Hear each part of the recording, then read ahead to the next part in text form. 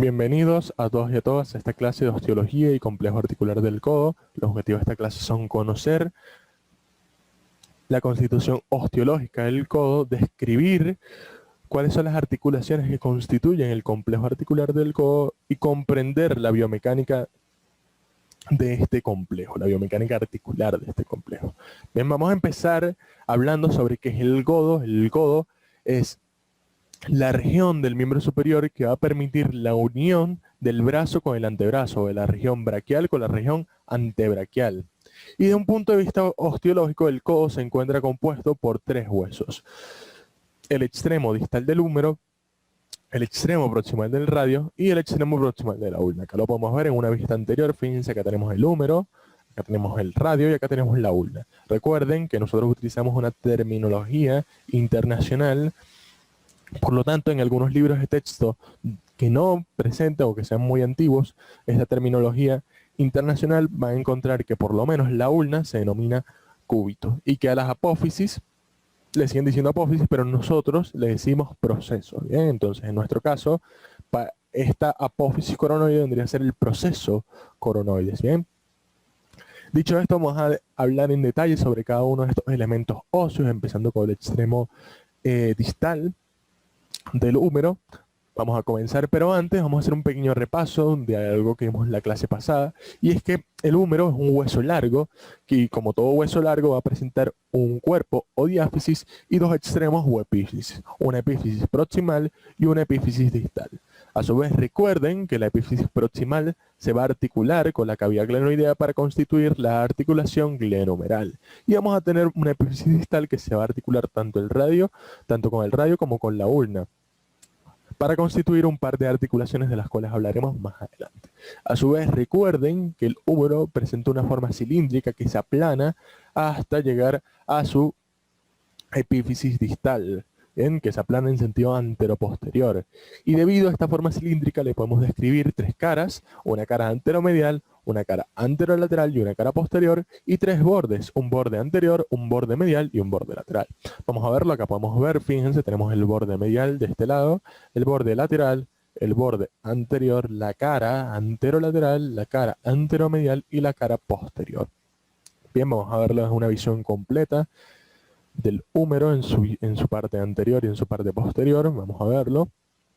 Acá tenemos, fíjense, acá tenemos el húmero y acá podemos ver su cara anteromedial, su cara anterolateral y su cara posterior. Y sus bordes, fíjense, vamos a tener un borde anterior, un borde lateral y un borde medial. Y acá sus dos epífisis, su epífisis proximal y su epífisis distal, que recuerden, y como les digo, la epífisis distal se aplana en sentido anteroposterior. Bien. Dicho esto, ahora vamos a hablar sobre esta epífisis distal. Vamos a comenzar. Esta epífisis distal del húmero va a estar representada por la paleta humeral y, como bien les digo, se aplana en sentido anteroposterior, y esta va a presentar superficies articulares, no articulares y fosas. Bien, a su vez recuerden que a través de las superficies articulares se van a articular tanto con el radio como con la ulna. Bien, y vamos a hablar sobre estas superficies articulares. Son dos. Vamos a tener una medial representada por la trochlea humeral con forma de polea. Como toda superficie articular, va a presentar un revestimiento de cartílago hialino. En este se va a articular con lo que vendría a ser la escotadura troquear de la ulna. Por otro lado, tenemos la superficie articular lateral representada por el cóndilo humeral o el capítulo humeral, y presenta una forma esférica que se va a articular con la fosa articular del radio. Y al igual que la tróclea, va a presentar un revestimiento de cartílago hialino. Ahora, proximal a estas superficies articulares vamos a encontrar las superficies no articulares, representadas por los epicóndilos medial y lateral. El epicóndilo medial evidentemente se va a ubicar medial y proximal a la tróclea humeral, mientras que el epicóndilo lateral se ubica lateral y proximal al capítulo humeral. Y estos van a prestar inserción tanto a músculos como a ligamentos. En el caso del epicóndilo medial, va a prestar inserción a las masas epicondilias mediales y el epicóndilo lateral va a prestar inserción a las masas epicondilias laterales o a los músculos epicondilios laterales. Y en cuanto a los ligamentos, en el epicóndilo medial se va a insertar el ligamento colateral ulnar y en el epicóndilo lateral se va a insertar el ligamento colateral radial. A su vez, por la superficie posterior del epicóndilo medial va a discurrir el nervio ulnar. Y ahora, a nivel de fosas vamos a encontrar tres fosas, una posterior y dos anteriores, que se van a ubicar por encima de las superficies articulares. Vamos a hablar de la fosa posterior, representada por la fosa olecraniana, que va a albergar, y esto va para todas las fosas, estas fosas van a albergar superficies óseas o relieves óseos durante los movimientos de flexoextensión. En el caso de la fosa olecraniana, que es posterior, va a albergar durante la extensión al proceso olecranon de la ulna. Y acá tenemos las dos fosas anteriores, la fosa coronoidea y la fosa radial. La fosa coronoidea situada por encima de la tróclea humeral y la fosa radial situada por encima del capítulo humeral. En el caso de la fosa coronoidea, va a albergar al proceso coronoides durante la flexión, mientras que en el caso de la fosa radial va a albergar a la cabeza del radio durante la flexión. Recuerden, esta fosa olecraniana es posterior y acá tenemos las dos anteriores, la fosa coronoidea y la fosa radial, una por encima de la tróclea y otra por encima del capítulo. Vamos a verlo, fíjense que acá tenemos una vista anterior del húmero, fíjense que tenemos las dos fosas anteriores. Vamos a tener la fosa coronoidea por encima de la tróclea humeral, de la superficie articular, que es medial, y por encima del capítulo humeral, que es lateral, vamos a encontrar la fosa radial. Y proximal a las superficies articulares, que son el capítulo y la tróclea, vamos a encontrar los epicóndilos. Proximal a la tróclea, el epicóndilo medial, y proximal al capítulo humeral, el epicóndilo lateral. Que recuerden que hay inserciones musculares y de ligamentos. A su vez, importante destacar que, como bien dije, la epífisis distal del húmero se va a aplanar en sentido antero-posterior, pero sus bordes se van a continuar a lo largo de su superficie. Entonces, estos bordes van a dar lugar a la formación de crestas, una medial y una lateral, situadas por encima de los epicóndilos lateral y medial respectivamente, razón por la cual se les denomina cresta supraepicondilia medial y supraepicondilia lateral.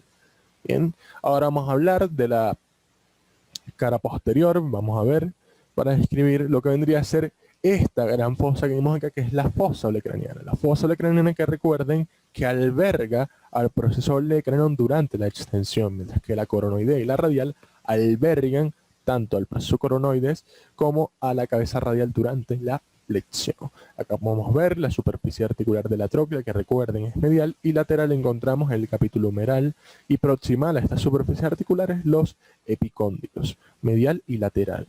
Acá podemos ver el surco para el nervio ulnar y una visión posterior de las crestas supraepicondilias medial y lateral. Bien, dicho esto, vamos a pasar ahora a hacer un pequeño repaso, un último repaso que vamos a hacer sobre esto. Fíjense que vamos a tener acá en anterior las dos fosas, las dos superficies articulares, el capítulo con forma esférica y la tróclea con forma de polea y los dos epicóndilos. Proximal a el capítulo humeral encontramos el epicóndilo lateral y proximal a la tróclea humeral encontramos el epicóndilo medial y las dos crestas, la supraepicondilia medial por encima del epicóndilo medial y la supraepicondilia lateral por encima del epicóndilo lateral. Y acá tenemos la visión posterior, fíjense que tenemos la fosa olecraniana situada por encima de la tróclea, que recuerda es una superficie articular medial con forma de polea, y encontramos de este lado lo que vendría a ser el capítulo humeral. Y proximal a este capítulo humeral vamos a encontrar el epicóndilo lateral y proximal a la tróclea el epicóndilo medial. Y acá podemos ver en superficie posterior que discurre el nervio ulnar. Recuerden que esto de cubital no lo tomamos en cuenta. Recuerden que para nosotros es ulna. Entonces todo lo que se llame cúbito para nosotros es ulna. Todo lo que se llame apófisis para nosotros es proceso. Eso ténganlo en cuenta. Bien, para que no vayan a chocar con algún libro de texto que no utilice la terminología internacional. Ahora vamos a hablar del extremo proximal del radio. Este va a ser un hueso largo que se va a ubicar en la parte lateral del antebrazo entre el capítulo humeral. Recuerden que este capítulo se articula con la fosa articular del radio y el macizo carpiano, los huesos del carpo, que va a formar una articulación de la cual no nos corresponde hablar el día de hoy. Y como todo hueso largo, bien se los dije, va a presentar una epífisis, dos epífisis, perdón, y un cuerpo o diáfisis. En el caso de epífisis vamos a encontrar dos, una proximal y una distal. La proximal que se articula con lo que vendría a ser el capítulo humeral y la distal que se articula con los huesos del carpo. Y va a presentar una forma triangular que nos permite describirle tres caras, una anterior, una lateral y una posterior, y tres bordes, uno anterior, uno interóseo y uno posterior. Interóseo, ¿por qué interóseo? Se preguntarán, porque en este borde es donde se inserta una membrana fibrosa denominada membrana interósea, ¿bien? Y fíjense, acá tenemos los tres bordes, fíjense, tenemos el borde anterior, el borde posterior y el borde interóseo, que fíjense es filoso, y acá se va a insertar lo que vendría a ser la membrana interósea. Y vamos a tener una cara lateral, una cara posterior y una cara anterior. Bien, ahora vamos a hablar sobre la epífisis proximal del radio, ¿bien?, que constituye un elemento óseo del codo, y vemos que este se va a articular con el capítulo humeral y hacia proximal, hacia distal con los huesos del carpo, y va a estar constituido por la cabeza del radio, el cuello del radio y la tuberosidad del radio. Bien, vamos a pasar a describir rápidamente esta estructura ósea, es bastante sencillo. El radio va a presentar una cabeza que está rodeada por una circunferencia denominada circunferencia radial. Por encima de la cabeza del radio vamos a encontrar una fosita de concavidad inferior denominada fosita articular, que esta es la que se articula verdaderamente con el capítulo humeral. Ahora, entre la cabeza radial y el cuello del radio vamos a encontrar lo que vendría a ser la tuberosidad del radio. La tuberosidad del radio está separada de la cabeza radial por el cuello del radio. Y esa tuberosidad va a dar inserción al tendón del músculo bíceps braquial. Acá podemos ver su borde anterior y el borde interóseo, que recuerden da inserción a la membrana interósea. Ahora vamos a ver una vista posterior. Fíjense que tenemos una vista posterior donde nuevamente podemos ver la cabeza del radio rodeada por la circunferencia radial. Recuerden que por encima de esta lo que vamos a encontrar es la fosita articular, el cuello del radio que separa la tuberosidad del radio de la cabeza radial. Y recuerden que esta tuberosidad, que no la podemos ver en una vista posterior, puesto que esta es anterior, se va a insertar el tendón del músculo bíceps braquial. Bien, acá podemos ver de una la cara posterior, el borde interóseo, y acá podemos ver el borde anterior y el borde interóseo. Bien, y ahora vamos a hablar sobre el extremo proximal de la ulna. El radio es bastante sencillo, es un hueso que no tiene mucha complejidad, pero ahora vamos a hablar del hueso o de la ulna, bien, en concreto su extremo proximal. Al igual que tanto como el radio como el húmero, va a ser un hueso largo, que en este caso se va a ubicar en la parte medial del antebrazo entre la tróclea humeral y los huesos del carpo. Y va a presentar, como todo hueso largo, un cuerpo o diáfisis y dos extremos o epífisis, un extremo proximal y uno distal. Y a su vez va a presentar una forma triangular, al igual que el radio, que nos permite describirle tres caras, una anterior, una medial y una posterior, y tres bordes, los mismos que en el radio, un borde anterior, un borde interóseo y un borde posterior. Fíjense que lo vamos a ver. Nuevamente nuestro borde interóseo va a ser filoso y da inserción a la membrana interósea. Vemos la cara anterior, el borde anterior, la cara medial y el borde posterior y la cara posterior. Bien, vamos a ver, fíjense, ahora lo que vendría a ser la epífisis. Vamos a hablar ahora de la epífisis proximal de la ulna. Esta se va a articular, como bien dije, con la tróclea humeral y con la circunferencia radial. Esto lo veremos en breves, y es que esta va a estar constituido por una escotadura troclear, una escotadura radial, el olecranon o el proceso olecraniano y el proceso coronoides y la tuberosidad de la ulna. Hay una tuberosidad del radio y la ulna también tiene su propia tuberosidad que se denomina tuberosidad de la ulna. Acá podemos ver lo que es una vista anterior, y lateral. Vemos acá la escotadura troclear, que está dividida en dos superficies articulares por una cresta. Esta escotadura troclear, recuerden que se va a articular con la tróclea humeral, y recuerden que la ulna se ubica medial a nivel del antebrazo. Ahora, en su porción proximal y posterior vamos a encontrar el proceso olecranon o el olecranon, que recuerden que va a chocar con la fosa olecraniana que se ubica en la parte posterior de la paleta humeral durante la extensión, mientras que en su porción distal y anterior vamos a encontrar el proceso coronoides, que va a chocar con lo que vendría a ser la fosa coronoides o la fosa coronoidea, que se ubica en la porción anterior de la paleta humeral por encima de la tróclea humeral, y va a recibir a este proceso coronoides durante la flexión. Medial a este proceso coronoides vamos a encontrar la escotadura radial, una superficie articular medial que se va a articular con la circunferencia radial del radio. Y por debajo de este proceso coronoides vamos a encontrar la tuberosidad de la ulna, que da inserción al tendón del músculo braquial, anteriormente conocido como el músculo braquial anterior. Y acá vemos la cresta del músculo supinador, vemos acá su borde interóseo. Ahora vamos a ver una visión posterior. Fíjense, acá tenemos lo que vendría a ser el olecranon, que repito, se encuentra proximal en la porción posterior y proximal a la escotadura troclear, que recuerden está dividida en dos superficies por la presencia de esta cresta. Vemos acá su cara medial, su borde interóseo, que recuerden de inserción a la membrana interósea, su cara posterior y su borde posterior.